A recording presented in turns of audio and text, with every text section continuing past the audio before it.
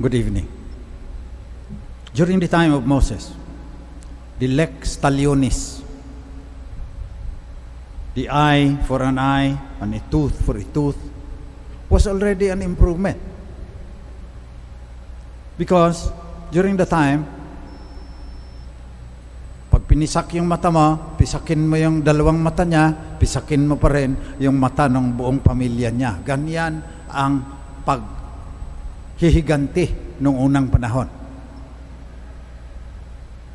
Inabutan ko pa nga yan nung seminarista ako sa Tagaytay.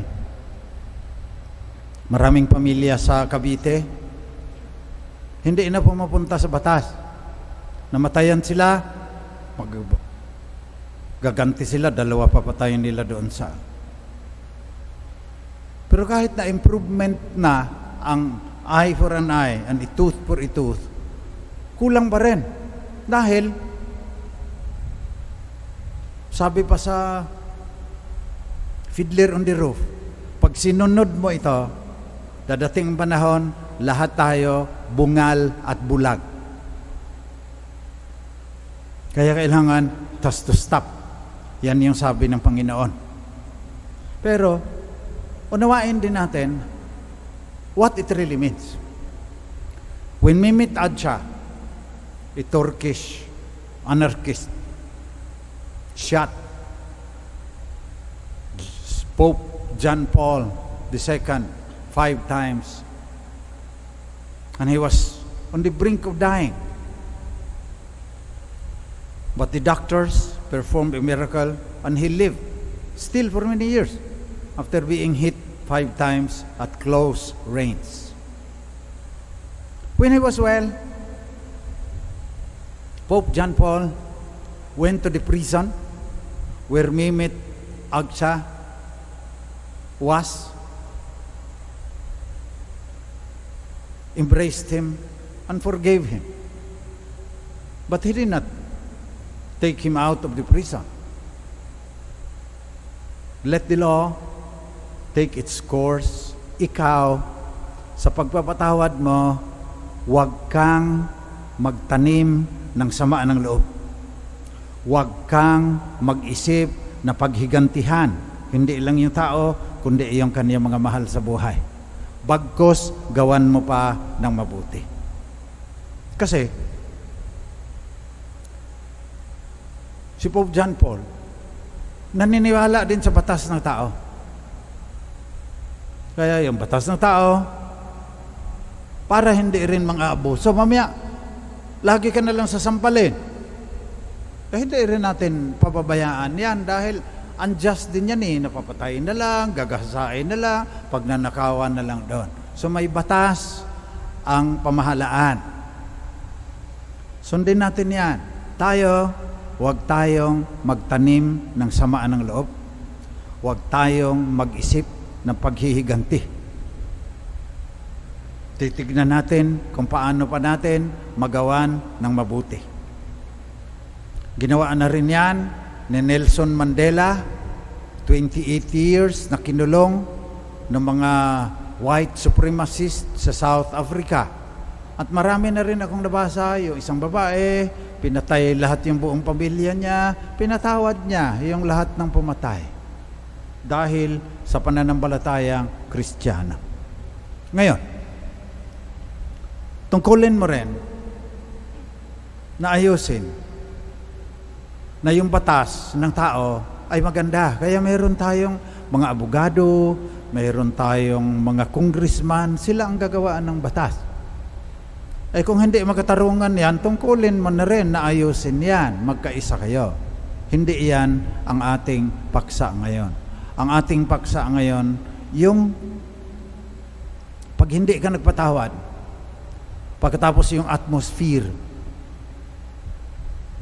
violence na, resentment na,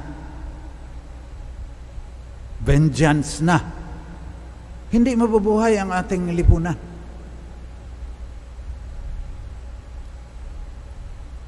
Ang nais ko rin sabihin dito, kailangan natin na magturingan na magkakapatid.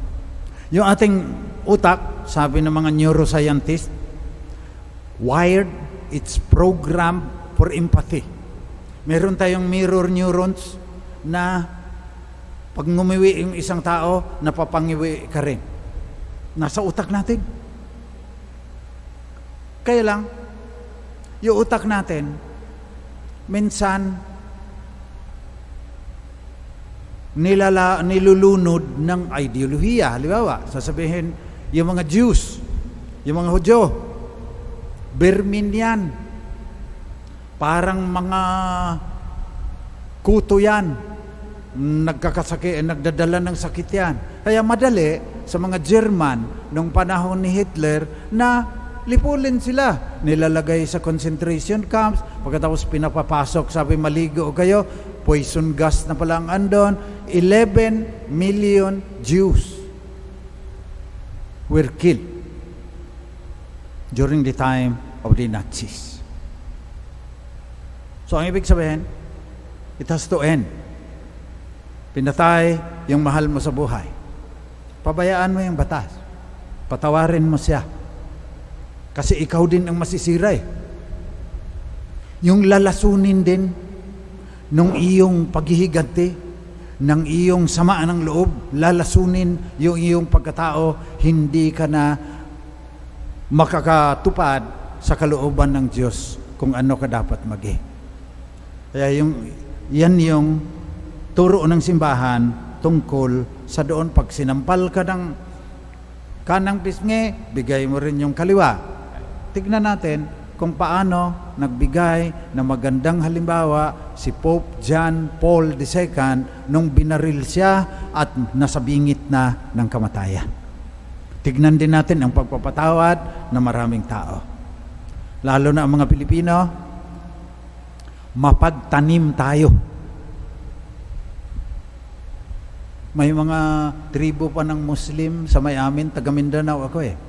Pag nasaktan ka nila, nasaktan mo sila, na grabe, magtatanim ng puno yan. Araw-araw titignan niya yan.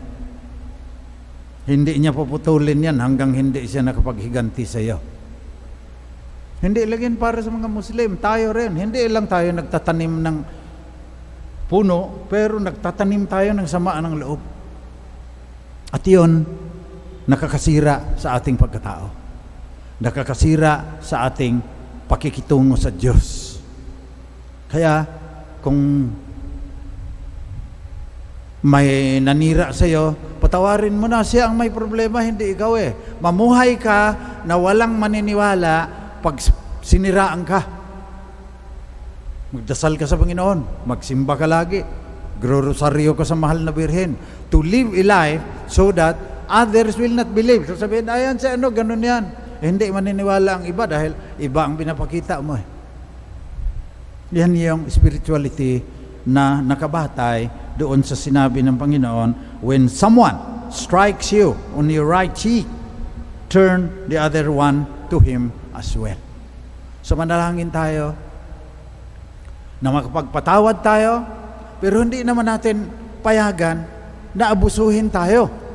Kaya meron tayong kulungan eh. May mga tao kasi na may sira ang utak. Gaya nung sa Amerika, yung serial killers, yung isa 34 ang pinatay.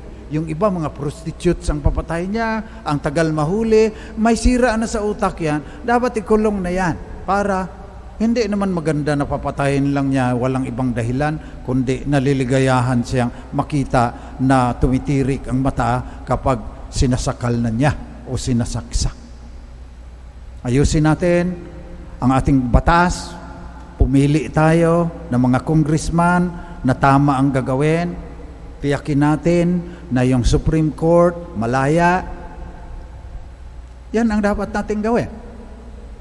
So manalangin din tayo na kung sino man ang nakasakit sa atin, siniraan tayo, patawarin mo na. Himbing na himbing sa pagtutulog yung isa, ikaw nag-iisip, paano ko kaya yan masiraan din. Patawarin mo na yun, siya ang may problema. Ayusin mo yung buhay mo. So yan ang ibig sabihin noong pag sinampal ka sa kanang pisngi, ibigay mo rin yung kaliwa. Pagpapatawad, pero aayusin na hindi rin mag-aabuso at titignan natin kung paano natin magiging kapatid uli. Lalo na ngayon, dami ng problema ang mundo, kailangan magkaisa tayo bilang sangkatauhan Hindi na tayo masusuklam sa iba dahil iba ang kulay ng balat, iba ang relihiyon, iba ang kaniyang gobyerno, iba ang kaniyang bansa. Unti-unti, turuan ninyo ang inyong mga anak na global na tayo. Na bawat aksyon mo, may consequence yan. May ibubunga yan.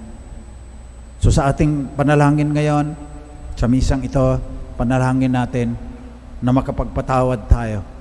At hindi lang yan, gagawin pa natin kapatid.